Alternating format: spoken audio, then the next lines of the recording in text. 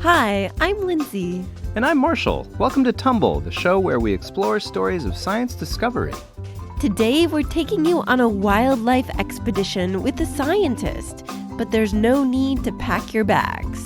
We're going on an indoor safari to discover the species that live in our very own homes.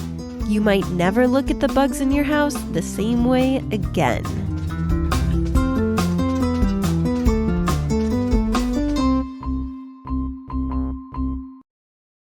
We asked our listeners which bugs they see in their homes and how they react.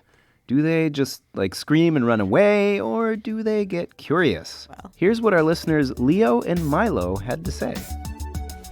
Hi, my name is Leo, and I'm 5 years old. My name is Milo, and I'm 2 years old. And we live in the Bronx. And we live in the Boogie Down Bronx. And we see a lot of flies, one that talk, cockroach, and ladybugs. When I see them, sometimes I come over to my mom and dad and tell them, or sometimes I just look at them and just ride around on our scooters with light to see what happens. I've never heard of using scooters with light to study bugs. It's a great idea, though. Maybe one day Leo and Milo will publish a paper, Ladybug Reactions to Personal Transportation-Based Light Sources. That would be totally brilliant and also totally possible. So, what bugs have you seen in your home, and what do you do when you see them? Think about it. At the end of the show, we'll have a new activity for you to try out.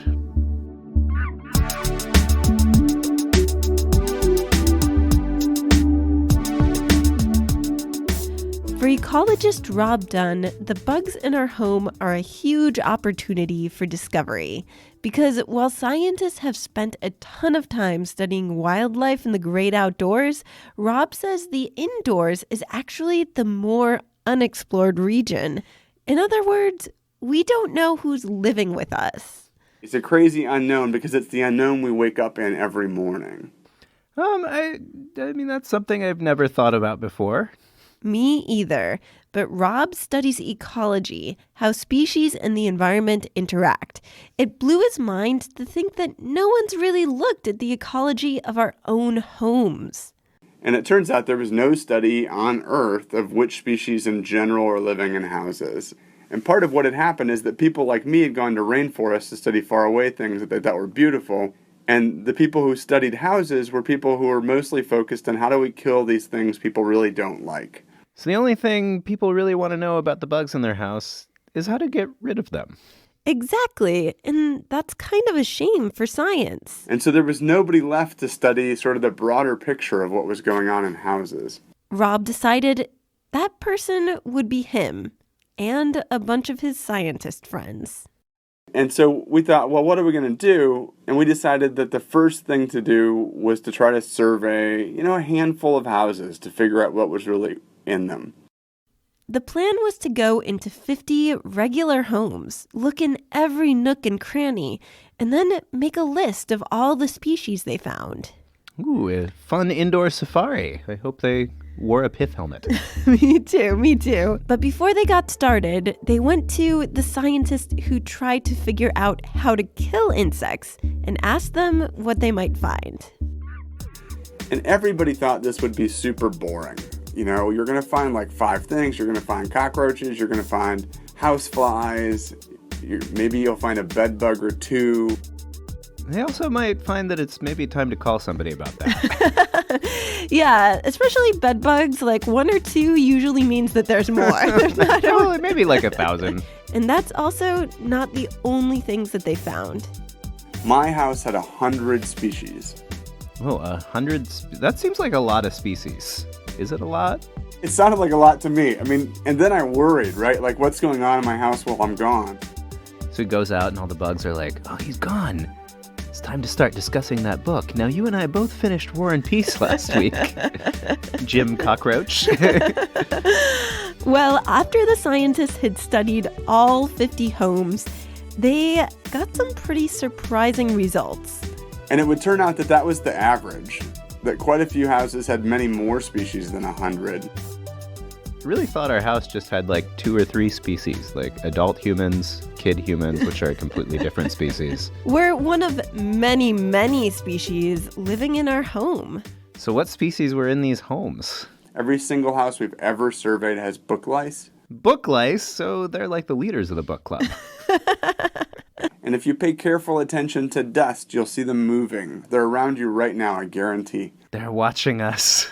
Along with their dusty friends, the dust mites. You can't see them, but they're everywhere. And they make you sneeze. Nearly every house had dust mites, and multiple species, and even a predatory mite that eats dust mites. Oh, wait, so there's mites that eat mites? Yeah, and that's not all. The average house had 8 species of spider, and there's a food chain there too. The most common spider in houses is a spider that mostly eats other spiders.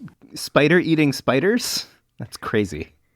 And so think about it. You have dust mites eating the things that are falling apart in your house, predatory mites eating the dust mites, something else eating those predatory mites, spiders eating those, and then a spider eating the spiders. It's like there's a full ecosystem going on inside our houses that we don't even know about. I don't know how I feel about like living with spider-eating spiders. True, like I wouldn't really choose them as roommates like if we were doing interviews, but... You're like, so I'm a spider-eating spider. It's a good living. So whether we invite them or not, and no matter how much we clean or how many anti-pest products we use, we're really fighting a losing battle to live alone. All of the evidence suggests that you can't make your house lifeless. In other words, there's no such thing as a bug-free, germ-free home. We've worked with people who studied the space station, for instance. And the International Space Station has spent extraordinary quantities of money trying to make the space station lifeless, except for the humans. And it has dust mites. It has hundreds of species of bacteria and fungi. And so if the space station can't make a lifeless environment, you won't. All right, so I'm never cleaning up again. No. We're not going that far. We still have some control. One key question is not whether do you want to live with other species, but which species do you want to live with? And the one thing I can unambiguously tell you is if you try to kill everything, you'll end up with the most awful, sneakiest, in many cases, most harmful stuff. The most harmful stuff meaning the bugs and germs that are actually bad for your health. But so how can we find out who's living in our house? It's actually really easy to do a scientific house survey, or as I like to call it, an indoor expedition, just like Rob's team did. And so the first places to look are light fixtures and windowsills. Oh, totally. Like, there's always tons of bugs there. So why are they always going to lights and windows to die? They're attracted to the light, and then things just happen. Oh, dear. Imagine a light fixture that's hanging around a bulb, and so things could fly on the top and then fall down. That's lights out, Mr. Bug. Rob says that this is the best first stop on your indoor expedition. Take the light fixture down carefully and tip the bugs out onto a piece of paper. Even among scientists, when you first look, you'll say, oh, there's not very much. But pay a little more attention, and there will be 10 kinds of flies in a single light fixture. There will be 2 kinds of wasps.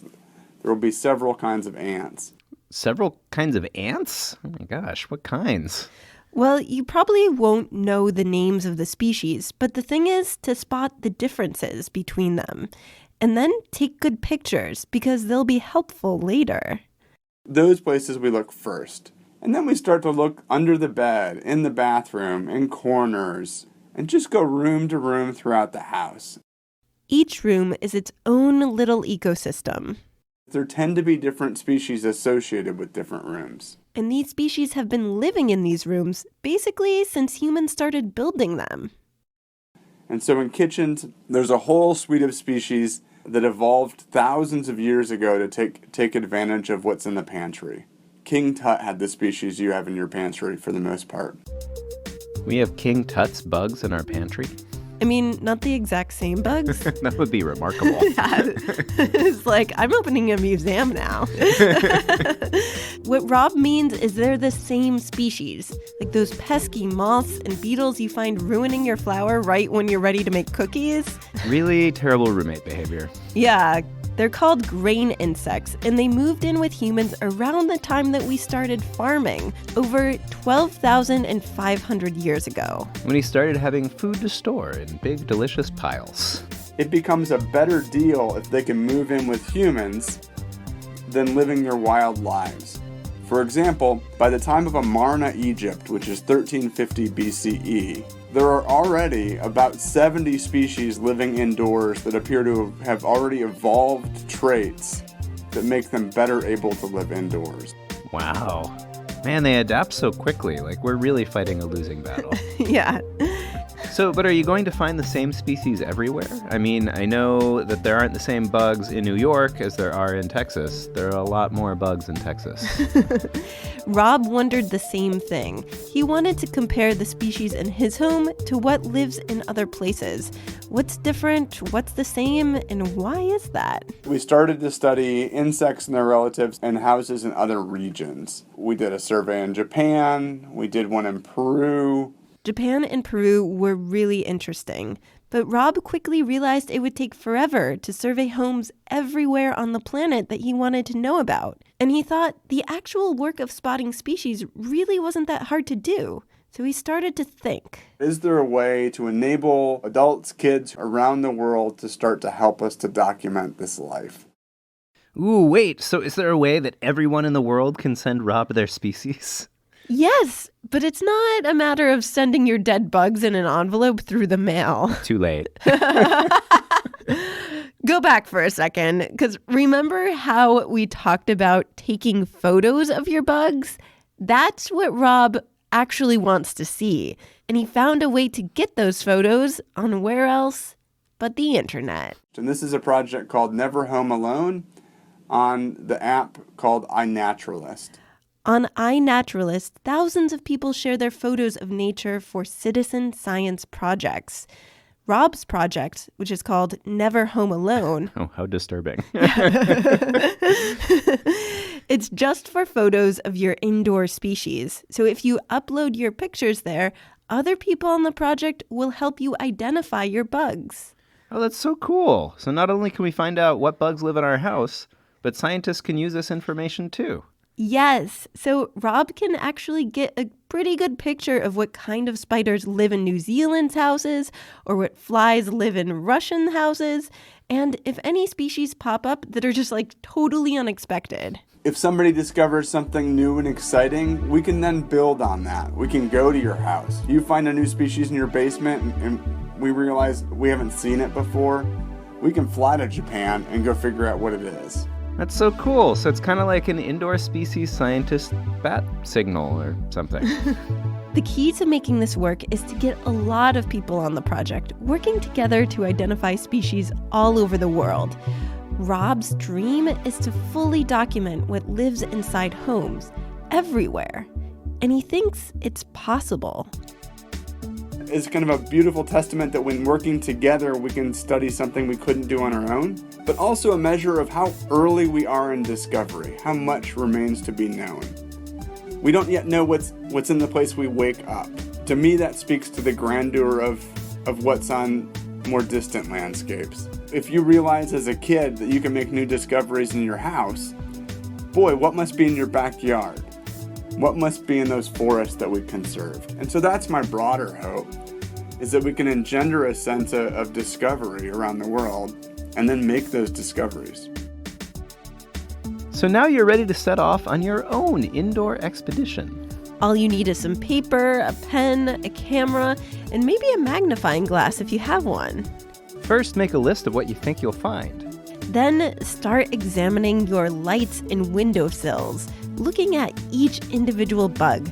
Is every ant in your house really the same?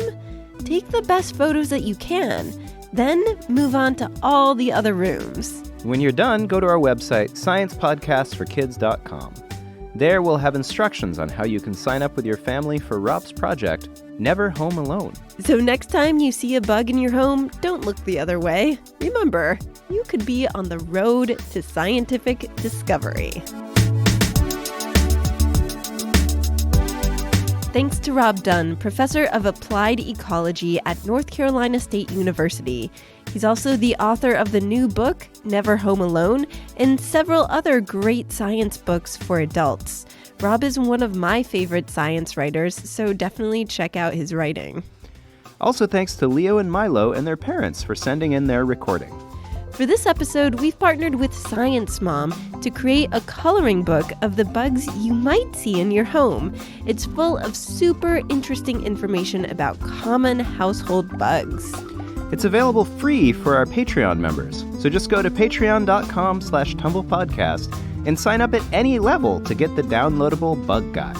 We'll also have a link on the blog post for this episode, along with all the info about how to sign up for Never Home Alone, the project on iNaturalist. I'm Lindsay Patterson, and I wrote and produced this episode. And I'm Marshall Escamilla, and I made all of the music. Thanks for listening, and stay tuned for more stories of science discovery.